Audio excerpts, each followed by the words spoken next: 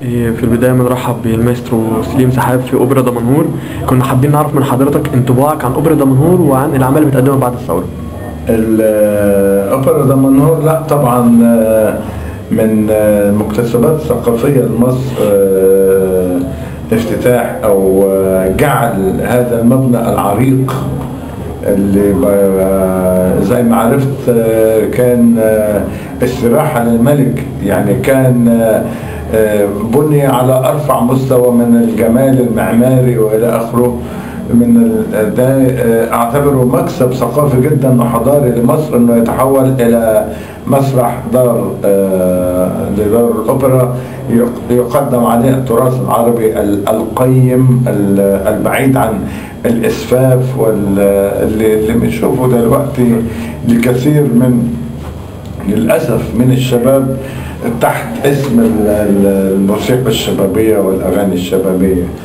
يعني يردني على ذلك انه ما فيش حد عمل اغاني شبابيه زي عبد الحليم حافظ مع كمال الطويل والموجي وعبد الوهاب، حتى عشانك يا قمر انا لك على طول. عبد الوهاب اذكر ده الراجل اللي بدا يلحن من بدايه القرن العشرين. كمال الطويل ومحمد الموجي بدأ في النص الثاني بالخمسينات، عبد الوهاب بدأ بالعشرينات من القرن العشرين، وبرضه عمل عشانك يا قمر وانا لك على طول وايه ذنبي ايه وشغلوني، وهو غنى على بالي يا نسيني صنبة على بالي يا نسيني وتانجو قابلته. يعني الغناء الخفيف لا يعني الغناء اللي ملوش اي قيمه. في موسيقى خفيفه مليانه الموسيقى الغربيه الاوروبيه الكلاسيكيه، الحان خفيفه جدا ولكن كلاسيكيه برضه. وبذكر فالسات شتراوس الدانوب الازرق والفالس الامبراطور وغيرها، عشرات الفالسات عامل رقصت اوروبا عليها، ولكن تعتبر اعمال كلاسيكيه لها قيمه فنيه باقيه لغايه دلوقتي، مع انه الموضوع ده من 1800 وحاجه، من 1815 بالظبط بعد سقوط نابليون بونابرت.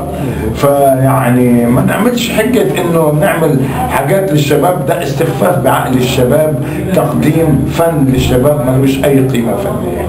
فطبعا ده بين هلالين كله، ده كبر لي الهلالين قد ما تقدر.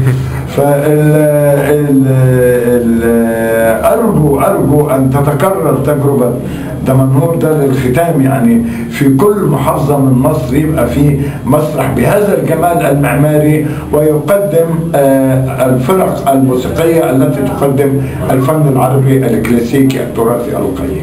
تمام، شكرا يا فندم وبشكر حضرتك جدا، ربنا يخليك.